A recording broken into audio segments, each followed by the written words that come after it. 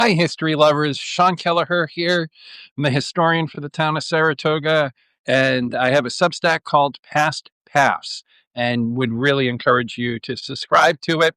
Um, I am today a little bit south of the town of Saratoga in the area of Bemis Heights, and behind me you'll see one of those Knox markers put in 100 years ago, part of our early tourism to encourage cars and travelers and cars to come up here and follow the exploits of Henry Knox from Crown Point now, originally Fort Ticonderoga, all the way down.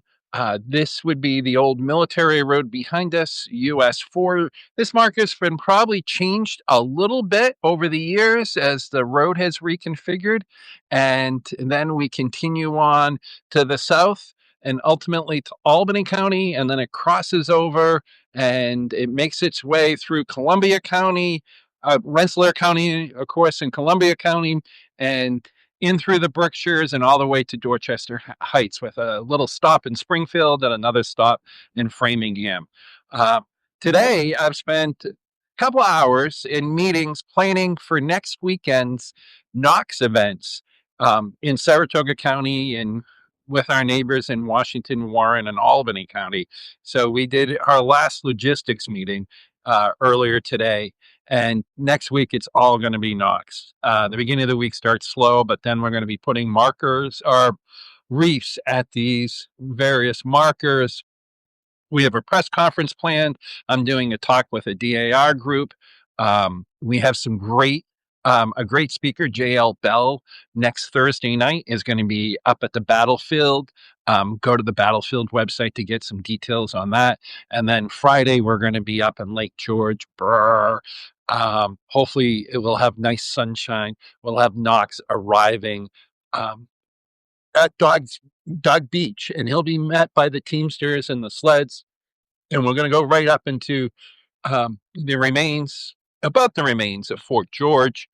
Um, that night, there'll be a wonderful program at the junior senior high school where the Pulitzer Prize winning author Rick Atkinson will speak. And then Saturday morning, we're back at it. We're going to start in Fort Edward, historic Fort Edward. And we have this great community parade in the morning starting at 9 o'clock.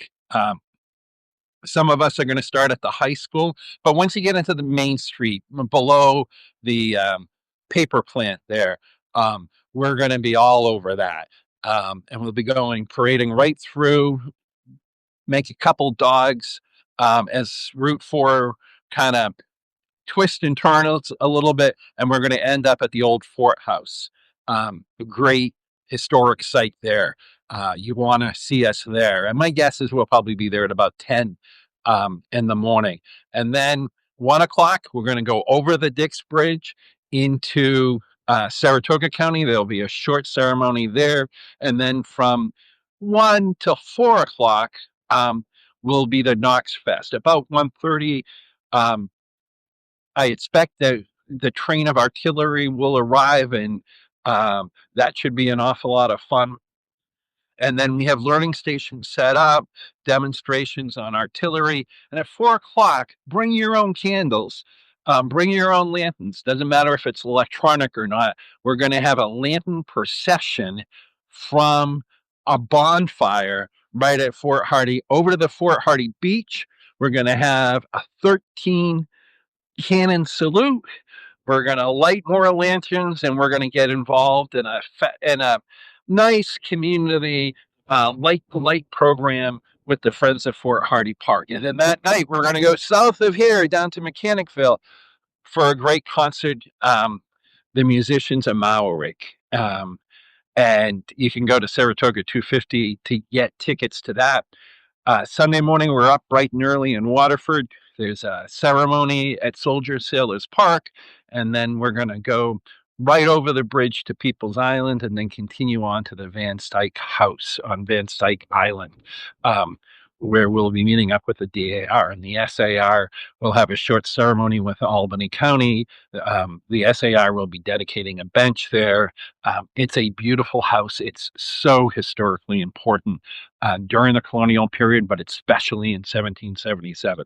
So I hope everybody will have a chance to see us, and stay warm. Looks like it's going to be cold the next couple of days. Have a good day.